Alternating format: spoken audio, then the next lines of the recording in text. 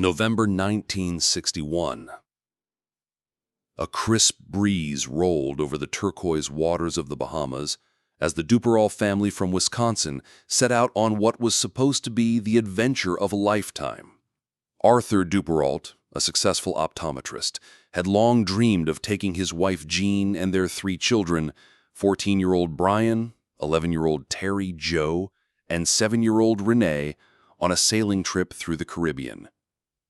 To make that dream a reality, Arthur chartered a sleek 60-foot ketch named the Bluebelle, captained by a former World War II pilot, Julian Harvey.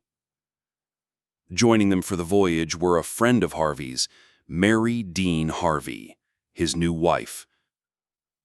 For the first 4 days, life aboard the Bluebelle was paradise. Sunlit decks, warm tropical waters, laughter over fresh seafood dinners. But on the 5th day, paradise shattered. Only 2 people from that boat would ever see land again, and one of them would be a child clinging to life in a tiny cork float, drifting alone in the open ocean for days. This is the chilling, twisted, and almost unbelievable story of what happened aboard the Bluebelle. A tale of hidden motives, cold-blooded murder, and the unimaginable will of an 11-year-old girl to survive against the odds.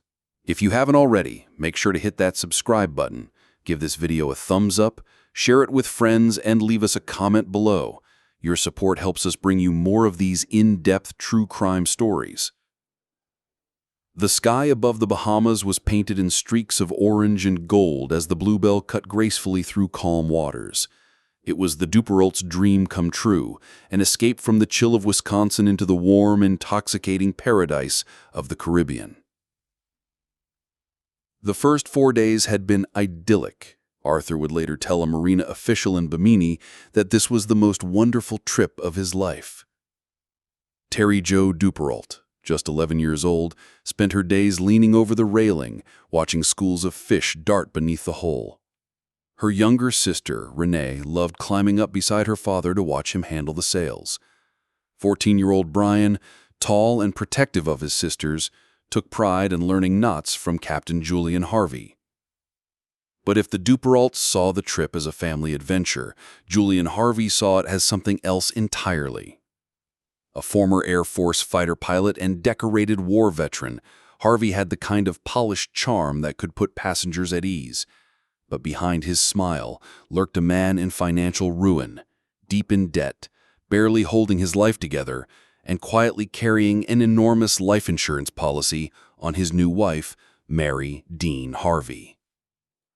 The evening began without warning of the horror to come.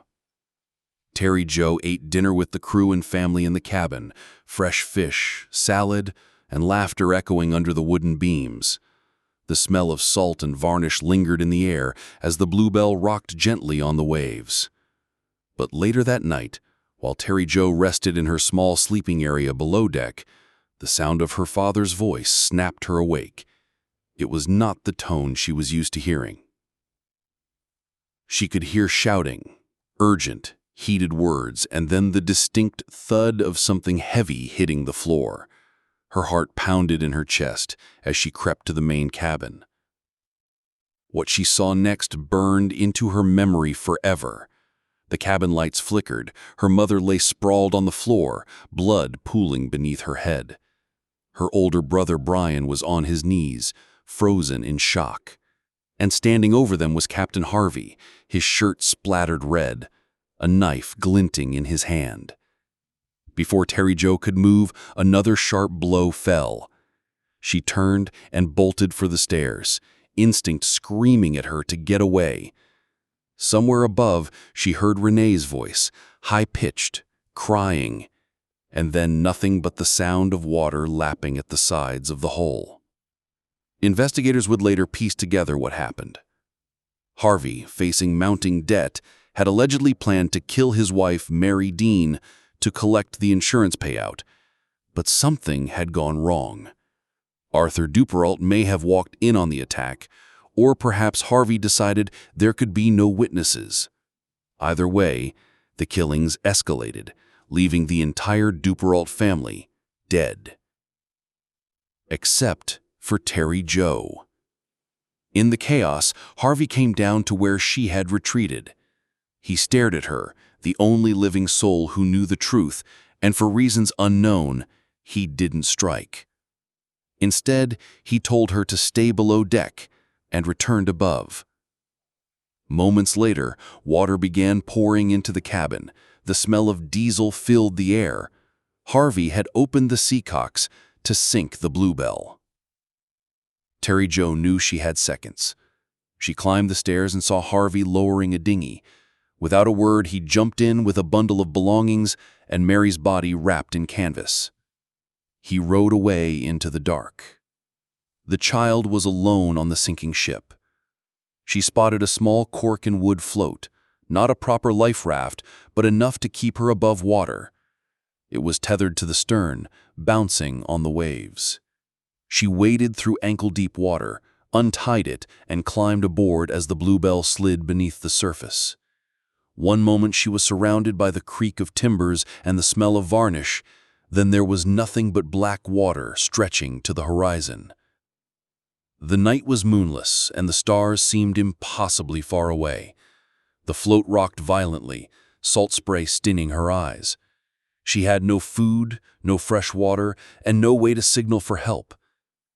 Hours later, Harvey was picked up by a passing freighter, the Captain Theo. He told the crew a rehearsed story.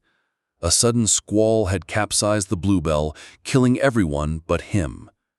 He claimed he had tried to save his wife and the Duperraults, but the storm was too strong. There was one glaring problem. Weather records showed no storm in the area that night. Still, Harvey was brought to Miami, where the Coast Guard debriefed him. His account was shaky, full of contradictions, but with no survivors, there was no proof of foul play. Harvey was free to walk away. Meanwhile, Terry Jo floated in open water under the merciless sun. Day one, she clung to the float, conserving energy, watching seabirds wheel overhead. At night, the temperature dropped sharply, and she shivered uncontrollably in her soaked clothes. By day two, dehydration set in. Her lips cracked, her tongue felt like sandpaper. She hallucinated. Flashes of her family smiling, then the image of Harvey's cold eyes. She whispered to herself to stay awake, to keep her head above water.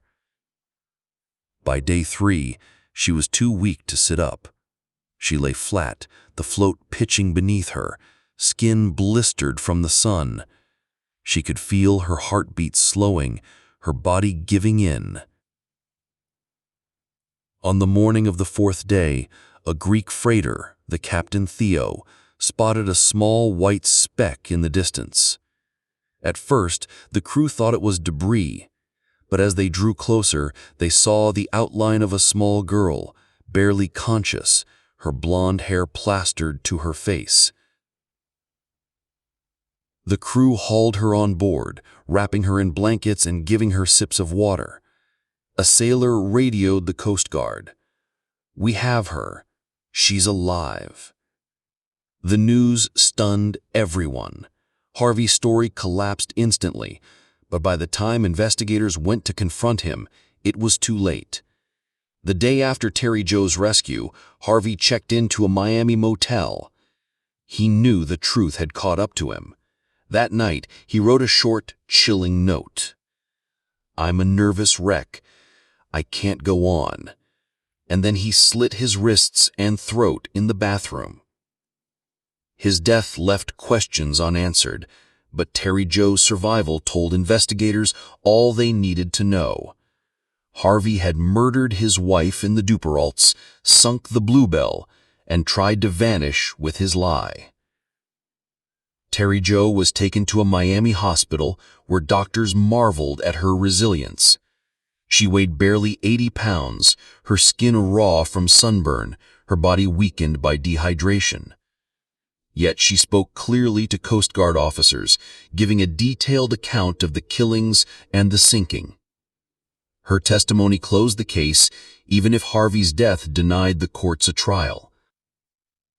For the public, her story was both heartbreaking and inspiring, a reminder of the cruelty humans are capable of and the strength of the human will to survive. Years later, Terry Jo, now going by her middle name, Ter, would write a book about her ordeal, hoping to honor her family and to help others facing trauma. Imagine it, an 11-year-old, alone in an endless ocean, watching the horizon for a ship that might never come. No one would have blamed her for giving in to fear, but she held on, to the float, to her breath, to life itself, long enough for fate to send her a lifeline. The Bluebelle lies somewhere on the ocean floor, its secrets swallowed by the deep. But Terry Jo's survival stands as a